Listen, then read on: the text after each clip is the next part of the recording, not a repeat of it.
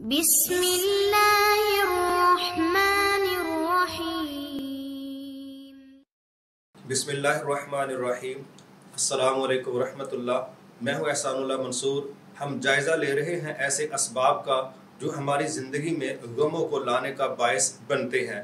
ان اسباب میں سے ایک نقطہ سمجھنے سے تعلق رکھتا ہے، وہ یہ ہے کہ دنیا میں جو بھی ہم پر آزمائشیں آتی ہیں یا مصیبتیں آتی ہیں، بنیادی طور پر اس کے دو پہلو ہیں۔ یا تو آپ دیکھ لیں کہ بندے پر جب بھی کوئی پریشانی آئے، ہم یا تو اس کو کہیں گے یہ آزمائش ہے، اور یا ہم کہیں گے کہ یہ عذاب ہے۔ اب یہ جانچنا کہ آزمائش کون سی ہے اور عذاب کون سا ہے، اس کے لیے بڑا سادہ سا قانون ہے، کوئی پیچیدہ بات نہیں ہے۔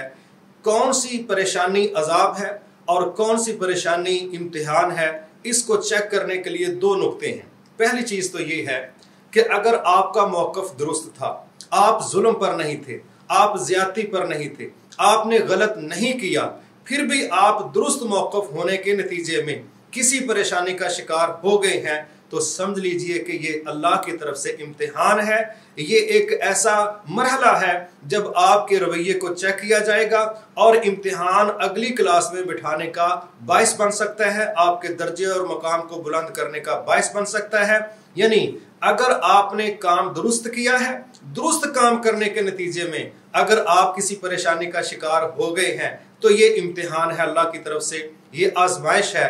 اور اگر آپ نے کام ہی غلط کیا ہے، آپ نے ظلم کیا ہے، آپ نے زیادتی کی ہے، آپ کا موقف غلط تھا، آپ نے کسی کا نقصان کیا ہے، پھر اگر آپ کسی پریشانی میں مبتلا ہو گئے ہیں، تو یہ آزمائش نہیں ہے، یہ امتحان نہیں ہے، یہ آپ کے کیے کی سزا ہے، یہ آپ کے کیے کا نتیجہ ہے، جس کے دلائل ہمیں قرآن و حدیث سے ملتے ہیں۔ جس کی میں ایک مثال دیتا ہوں۔ مثلا ہم دیکھتے ہیں کہ اس دنیا میں سب سے اچھے لوگ انبیاء ہیں، اور انبیاء علیہ السلام نے جو بھی کام کیا وہ بالکل درست موقع پر کیا، لوگوں کو اللہ کی طرف بلایا، معاشرے کو قریب کرنے کی کوشش کی، ایک دوسرے کے لیے مددگار بنانے کی کوشش کی، ہر کسی کو اخلاق سکھائے، عبادات سکھلائیں اور عقائد سکھلائے، اور ایک دوسرے کی مدد کی ذہن سازی کی۔ یہ وہ کام تھے جس کو ساری دنیا تسلیم کر سکتی تھی، لیکن اس کے باوجود کہ ان کا موقف درست تھا اور ان کا نظریہ درست تھا اور ان کے اعمال درست تھے، وہ کسی کو نقصان نہیں پہنچاتے تھے بلکہ سب کے لیے وہ فائدہ پہنچانے کا باعث بنتے تھے۔ اس کے باوجود ان کی زندگیاں تلخیوں سے، حادثات سے، پریشانیوں سے ہمیں بھری نظر آتی ہیں، لیکن ہم اس کو آزمائش کہیں گے، اس کو امتحان کہیں گے کہ اللہ نے پچھلے انبیاء کو بھی آزمایا، اور آخری نبی حضرت محمد صلی اللہ علیہ وسلم پر بھی جس قدر آزمائشیں آئیں، ہر لحاظ سے ہم اس کی گنتی نہیں کر سکتے۔ امام ابن کثیر رحمۃ اللہ علیہ فرماتے ہیں کہ میں نے اپنے استاد محترم سے پوچھا، میری زندگی میں غم بہت زیادہ ہیں، مجھے کوئی ایسا نسخہ بتلائیے کہ غموں کے اندر کمی آ جائے۔ تو کہتے ہیں میرے استاد نے کہا، آپ نبی صلی اللہ علیہ وسلم کی سیرت مبارکہ پڑھا کیجئے۔ تو کہتے ہیں پہلے تو میں نے دل میں سوچا کہ یہ پتہ نہیں کس طرح کا نسخہ ہے، پھر میں نے کہا چونکہ استاد نے کہا ہے اس پر عمل کرنے میں کیا حرج ہے۔ تو جب میں نے نبی صلی اللہ علیہ وسلم کی سیرت مبارکہ کا مطالعہ کرنا شروع کیا، تو مجھے یہ پتہ چلا کہ ہمارے تو غموں کی حیثیت ہی کوئی نہیں، پریشانیاں تو ساری کی ساری ادھر ہی جمع ہے، ہر طرح کے مسائل کو ان کا سامنا کرنا پڑ رہا ہے،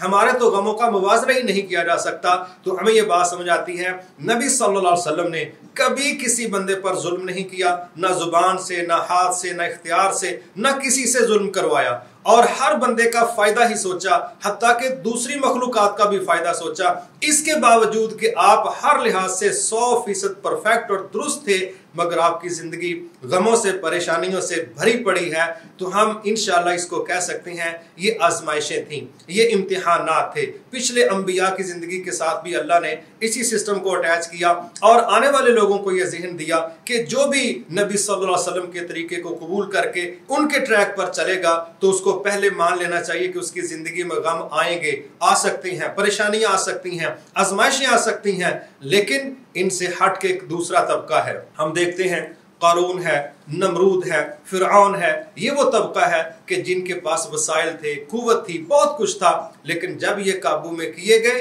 اور یہ رگڑے گئے تو اس کو آزمائش نہیں کہتے، کیونکہ انہوں نے تکبر کیے تھے، انہوں نے ظلم کیے تھے، انہوں نے اللہ کی نعمتوں کی ناشکریاں کی تھیں، اس کے نتیجے میں ان پر جو پکڑ آئی یہ اللہ کے عذاب ہیں۔ اس لیے میرے محترم بھائیوں اور بہنوں، ہم بھی اپنی زندگی میں دیکھیں، بعض اوقات ہماری زندگی میں جو مسئلے بنتے ہیں، یا تو ان میں ہمارا قصور ہوتا ہے.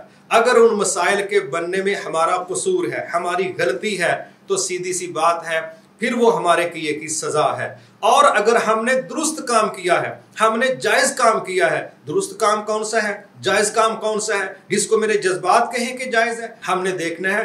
غلط اور درست کا جو میرٹ ہے یہ انسان قائم نہیں کر سکتے. کیا صحیح ہے کیا غلط ہے اس کا فیصلہ ہمارا خالق کرے گا, وہ اللہ رب العزت کے فیصلے ہیں. جس کو اللہ کہے درست ہے, اللہ کی قسم بس وہ درست ہے. جس کو اللہ کہے غلط ہے واللہ وہ غلط ہے. جس کو اللہ کے نبی صلی اللہ علیہ وسلم کہے یہ درست ہے بس وہی درست ہے, اور جس کو نبی صلی اللہ علیہ وسلم کہہ دیں کہ یہ غلط ہے بس وہ غلط ہے. میری خواہش, میرے جذبات, میری ضروریات, میرے مفادات, یہ غلط اور درست کا میرٹ نہیں ہے.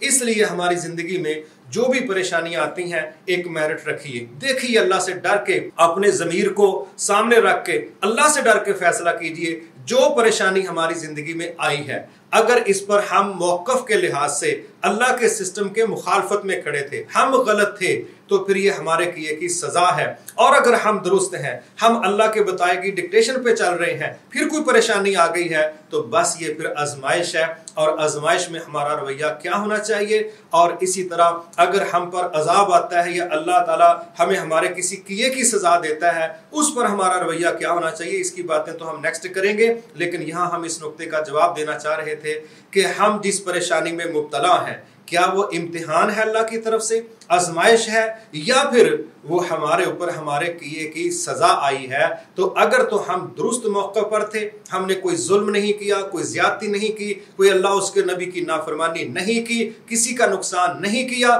پھر ہمیں کوئی پریشانی آ گئی تو یاد رکھیے یہ امتحان ہے. اور اگر ہم نے کسی پر ظلم کیا, زیادتی کی, اللہ کے حکموں کی مخالفت کی, اللہ کے نبی کے طریقے کی مخالفت کی, پھر ہمیں اگر کسی پریشانی کا سامنا کرنا پڑ گیا ہے تو یہ ہمارے کیے کی سزا ہے, اس کو ہم امتحان نہیں کہہ سکتے. اجازت دیجیے, اللہ حافظ, السلام علیکم ورحمۃ اللہ وبرکاتہ. مایوس مت ہونا امیدوں کے سمندر میں.